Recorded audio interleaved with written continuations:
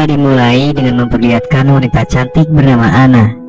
Saat itu, Ana sedang dalam perjalanan menuju lapas baru setelah dipindahkan dari lapas lamanya yang berada di luar kota. Ana rupanya adalah seorang narapidana yang saat itu masih menjalani masa sidang. Setelah tiba, Ana kemudian diperiksa lalu dibawa menuju sel barunya. Lapas yang Ana tempati sekarang adalah lapas khusus wanita dan termasuk yang terbaik. Di dalam sel barunya, ia sekamar dengan beberapa tahanan wanita lainnya. Meskipun gaya bicara mereka terkesan kasar, tapi Ana tetap diperlakukan dengan cukup baik. Sebagai penghuni baru, Ana dan beberapa tahanan lainnya ditugaskan untuk memasak di dapur lapas. Ketika melakukan tugasnya, Ana tidak banyak bicara dan hanya sesekali berinteraksi.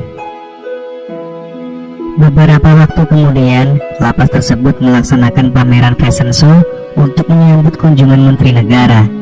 Karena Ana memiliki paras yang lebih menarik dibandingkan yang lainnya, ia pun dipilih menjadi salah satu model yang akan tampil. Saat tiba gilirannya, Ana berjalan dengan sangat anggun di depan penonton. Ia terlihat begitu sangat cantik. Pose yang diperankan Ana membuat sang kepala lapas yang bernama Firmino tidak bisa melepaskan pandangannya kepada Ana. Firmino merupakan kepala lapas profesional dan melakukan tugasnya dengan baik. Istri Firmino juga bekerja sebagai pegawai lapas. Mereka mempunyai seorang putri yang masih duduk di bangku sekolah dasar. Suatu ketika, seorang tahanan bernama Pilar yang terkenal sebagai jagoan di dalam lapas datang mengganggu Ana. Pilar nampak tidak senang dengan gaya Ana yang sok cantik di fashion show tempo hari. Meski terkesan pendiam, Ana ternyata tak segan untuk melawan Pilar, dan perkelahian antara mereka pun terjadi.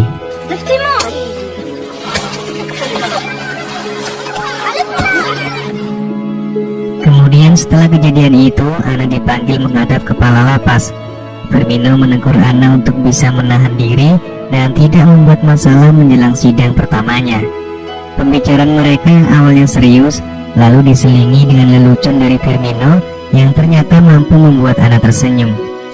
Perlahan tapi pasti, Ana mulai menemukan sosok yang bisa membuatnya nyaman selama ia berada di lapas. Singkat cerita, persidangan pertama Ana akhirnya digelar. Akan tetapi persidangan itu tidak berjalan sesuai dengan harapan, di mana ia justru mendapat tuntutan masa hukuman yang lebih lama. Akibatnya, Ana pun merasa sedikit depresi dan memutuskan menulis surat berisi curhatan hatinya kepada Firmino. Firmino rupanya merasa simpati kepada Ana, dan ia mulai memberikan perhatian lebih kepadanya. Untuk menghiburnya, Ana dialih tugaskan dari dapur dan diangkat menjadi staf logistik lapas di bawah pengawasan langsung dari Firmino. Karena perhatian yang tak biasa itu, akhirnya menumbuhkan benih-benih cinta di hati Ana. Di satu kesempatan, Ana akhirnya kembali menulis surat kepada Firmino yang berisi ungkapan perasaannya. Firmino yang membaca surat itu tidak menyangka bahwa Ana ternyata menyimpan perasaan kepadanya. Setelah merasakan lembutnya bibir wanita cantik itu untuk pertama kalinya, Firmino kehilangan akal sehatnya. Bahkan setelahnya Ana selalu hadir dalam mimpinya. Firmino perlahan mulai memayangkan kebersamaannya bersama Ana. Akan tetapi, Firmino mencoba untuk membuang semua pikiran itu. Ia tahu bahwa Ana akan membawa masalah besar pada pekerjaan dan rumah tangganya. Lalu, Firmino berencana memulangkan Ana ke lapas lamanya. Namun semua berubah setelah ia melihat Ana menjadi model lukisan dengan tanpa ada kain yang menempel di tubuh Ana. Firmino pun menjadi bimbang, hingga akhirnya ia memutuskan untuk menerima cinta Ana. Dengan perintahnya, ia meminta Ana untuk ke ruangan logistik, dan disinilah mereka berdua bercocok tanam. Sejak saat itu, mereka hampir tidak pernah absen untuk melakukan cocok tanam. Mereka juga sering berkirim pesan mesra, hingga membuat istri Firmino mulai curiga. Sementara itu, berita tentang cocok tanamnya di dalam lapas mulai dibicarakan. Bahkan seorang tahanan yang belakangan diketahui adalah Pilar mengirim surat kepada otoritas Kementerian Hukum tentang hubungan gelap yang dijalani sang kepala lapas dengan seorang tahanan. Saat diinterogasi pihak terkait, Firmino menyangkal semua rumor tersebut. Meski begitu, Firmino tetap mendapatkan sanksi karena di dalam lapas ditemukan tahanan yang diam-diam memiliki ponsel. Sementara itu keamanan lapas semakin diperketat dan para tahanan dilarang bertemu dengan orang luar.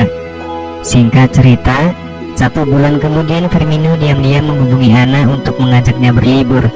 Mereka akan memanfaatkan masa cuti persidangan Ana selama 1 hari. Saat tiba waktu yang dijanjikan, keduanya bertemu di luar lapas dan langsung menuju hotel. Di sana mereka melepas rindu setelah 1 bulan tidak bertemu. Dengan penuh semangat, permainan kuda lumping pun mereka mainkan. Sebelum mengantar Ana kembali ke lapas, Firmino memberinya SIM card baru agar komunikasi mereka tetap terjaga.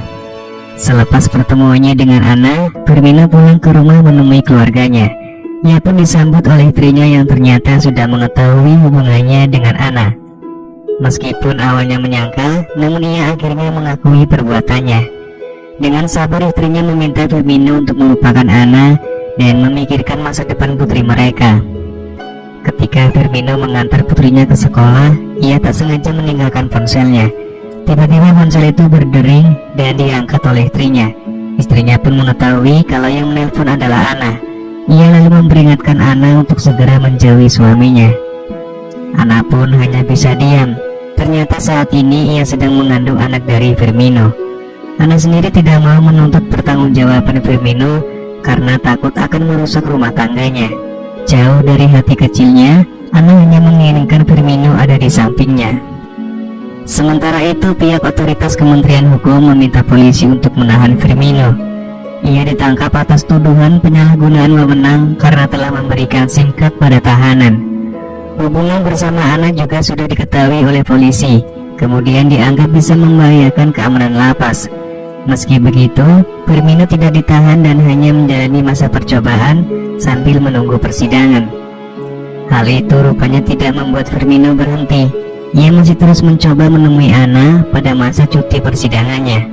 Akan tetapi, kali ini Ana enggan berbicara dengan Firmino dan justru pergi bersama seorang pria. Ana kemudian diantar oleh pria tersebut ke rumah sakit untuk menghilangkan kandungannya.